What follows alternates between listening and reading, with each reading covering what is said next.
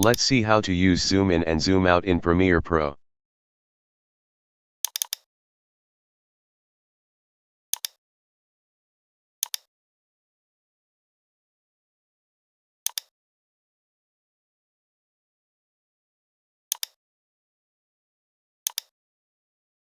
Now lock the position and scale.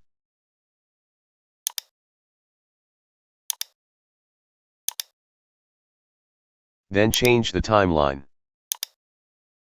Now click on the keyframe and change the position and scale.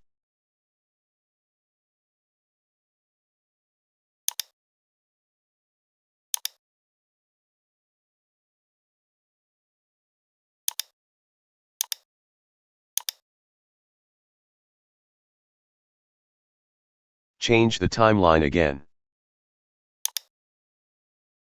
Now click on the keyframe and change the position and scale.